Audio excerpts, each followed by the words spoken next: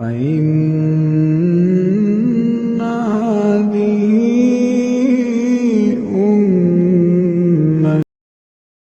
اللہ وبرکاتہ۔ تو آج جو ہمارا موضوع ہے پرجوش طالب علم کا حقیقی اور سچا واقعہ۔ تو میری عزیز بہنوں بیٹیوں، کوئی بھی کام ہے جو پرجوش طریقے سے ہم کرتے ہیں وہ مشکل بھی آسان ہو جاتا ہے۔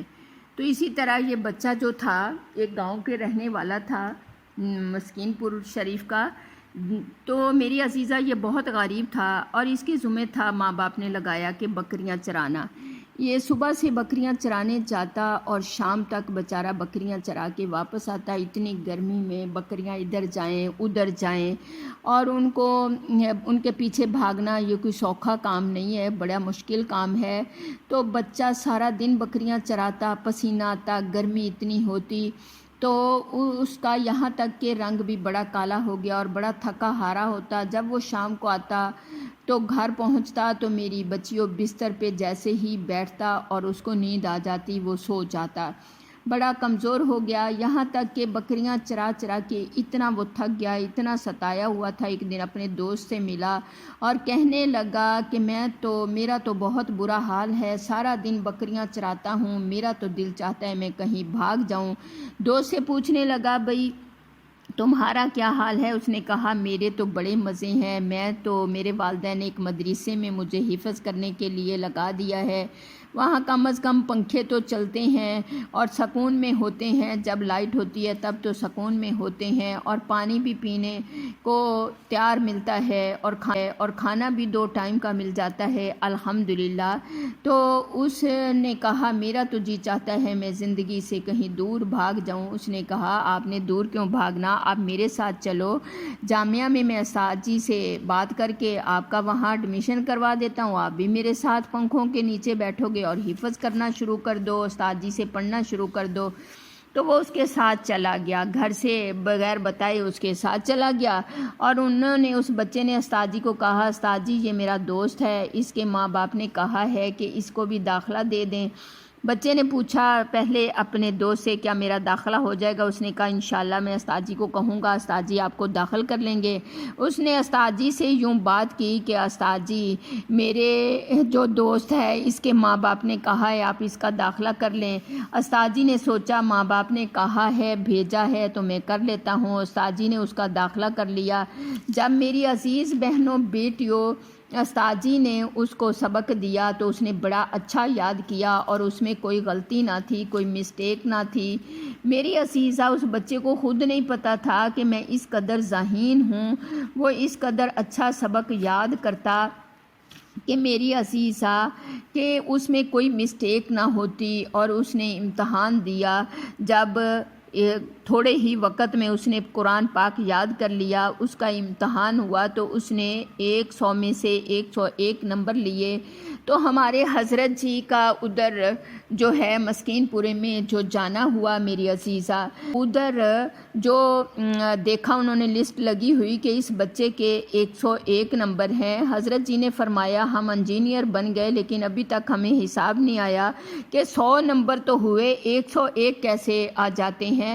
انہوں نے بتایا کہ 100 نمبر یہ بچہ اتنا ذہین ہے، اس کی قرأت اتنی اچھی ہے، اس کی تجوید اتنی اچھی ہے، بغیر اس کو سمجھائے یہ اتنے شوق سے پڑھتا ہے، اس کے 100 نمبر آئے اور ایک اس کو اضافی دے دیا گیا، ہم نے اپنے پاس سے دیا اس کی کارکردگی سے، تو اس کے 101 نمبر۔ تو کیا ہوا، ہمارے حضرت وہاں اپنے جہاں تھا رہائش کے لیے بیٹھے تھے، وہاں مراقبے میں تھے، تو باہر سے بچے نے سورہ یوسف پڑھنی شروع کی۔ حضرت جی مراقبے میں بار بار ڈسٹرب ہو رہے تھے کہ بچہ اتنی اچھی تلاوت باہر یا اللہ کون کر رہا ہے، بڑے حیران ہو رہے تھے۔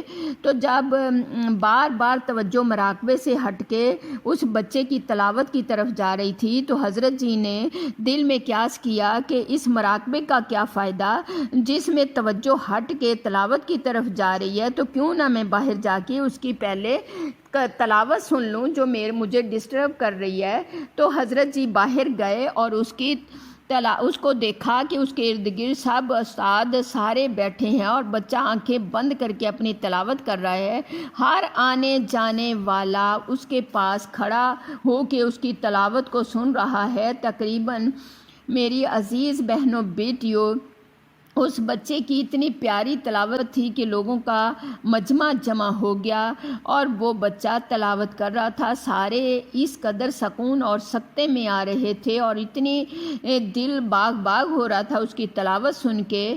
تو میری عزیز بہنوں بیٹیوں، تو اتنی پیاری قرات تھی اس کی. پھر کیا ہوا، ایک دن مسجد میں ادھر مقابلہ تھا قرات کا، تو استاد جی نے کہا بیٹا تم بھی وہاں چلے جاؤ قرات کے مقابلے میں. بچہ چلا گیا تو وہاں قرات کا مقابلہ ہوا. جب اس بچے کی باری آئی، اس نے تلاوت کی تو اس کی تلاوت سب سے زیادہ اچھی تھی. تمام لوگ سکتے میں آ گئے اور دل باغ باغ ہو گیا.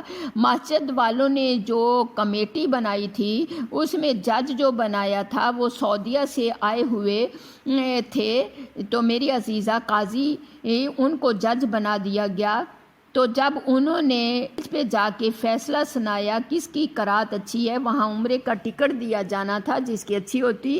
تو اس حضرت نے جو عربی تھے، سعودیہ سے آئے تھے، مکہ معظمہ سے آئے تھے، اللہ کے نبی صلی اللہ علیہ وسلم کے شہر سے آئے تھے، تو انہوں نے جا کے میری عزیزہ جب سٹیج پہ اعلان کیا کہ اس بچے کا عمرے کا ٹکٹ تو پکا، کیونکہ اس کی تلاوت، اس کی قرات سب سے زیادہ اچھی ہے.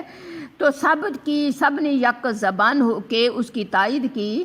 اس کے بعد حضرت نے کہا ایک انعام تو مسجد کی طرف سے، مسجد کی کمیٹی کی طرف سے، اور دوسرا انعام اس کو میں اپنی طرف سے دیتا ہوں. اور سب لوگ حیران ہو گئے کہ یہ جج صاحب دوسرا انعام کون سا دیں گے. انہوں نے اعلان کیا کہ میری ایک جوان العمر بیٹی ہے، میں اپنی بیٹی کو اس کے نکاح میں دیتا ہوں. بچہ حیران ہو گیا. اس نے استاد سے مشورہ کیا. استاد نے کہا بیٹا آپ ایک گاؤں کے ماحول سے آئے ہو، کون آپ کو رشتہ دے گا.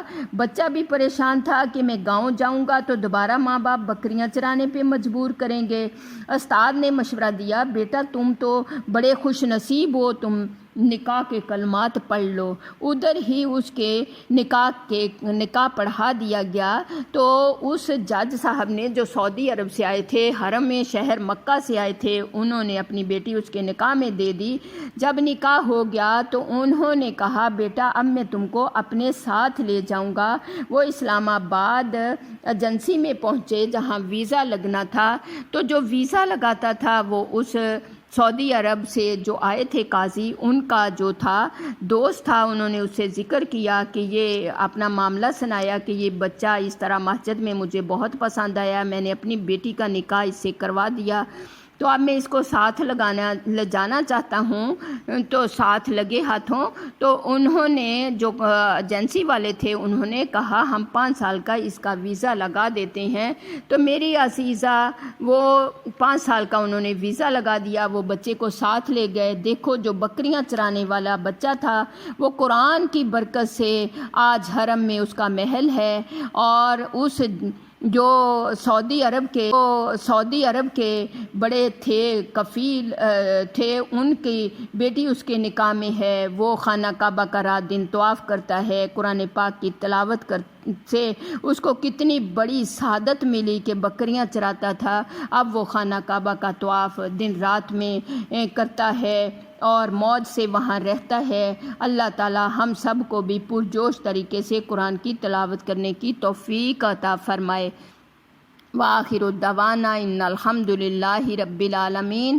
اور اس کو سچے دل سے پکڑ کے اس کی تلاوت میں اللہ ہمیں تو کوئی جو قرآن پاک کی برکتیں جس کو ملنے لگ جاتی ہیں اس کو کوئی نقصان نہیں پہنچا سکتا. اللہ تعالیٰ آپ کی ہماری حفاظت فرمائے، آپ کا میرا ایمان بچ جائے اور ہمارا رب راضی ہو جائے. جزاکم اللہ خیر. آپ لائک بھی کیجئے، شیئر بھی کیجئے، سبسکرائب بھی کیجئے. انشاءاللہ العظیم اسی طرح رابطے رہیں گے. اللہ آپ سب کو خیریت سے رکھے اور ہم سب سے راضی ہو جائے. فی امان اللہ. اللہ حافظ.